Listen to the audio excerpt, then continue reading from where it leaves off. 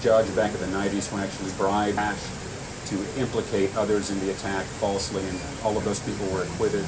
And that was the case that Alberto Nisman inherited back in 1994 when he began investigating beyond the bomb.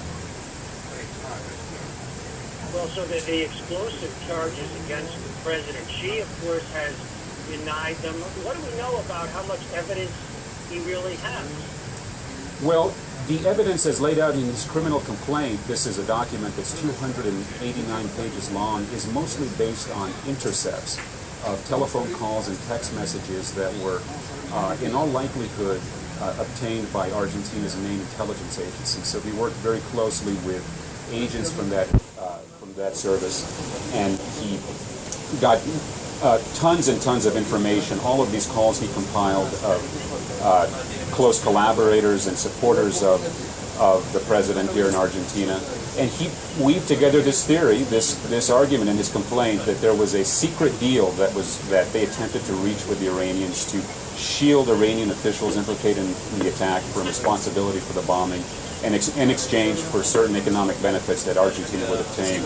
Of course, this claim by Mr. Nisman in his complaint has been roundly rejected here in Argentina, with strong evidence from parties like Interpol, which has come forward to say that Argentine officials never went to Interpol to try to lift the arrest warrants on these Iranian officials.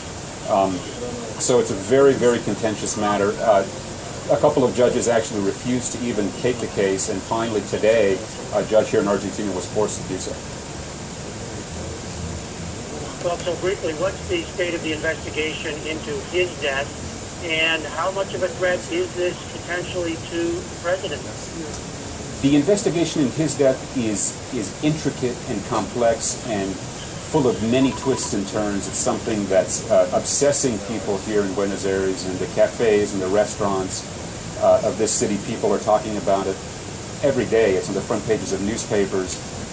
It's just incredible. They're following each step of the lead prosecutor in the case, who it turns out over the weekend found in Mr. Nisman's apartment evidence that he had drawn up a draft of a request to seek the arrest of President Kirchner. For some reason or another, he never included this request in his final complaint, and there it was, this draft, found in the garbage at his home. There was some confusion, of course, in the last couple of days over whether the draft actually existed, but it was certainly a bombshell yesterday when the lead investigator into his death said that it did, in fact, exist.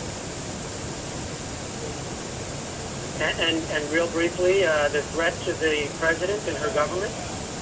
Well, it's extremely interesting to see how this is played out.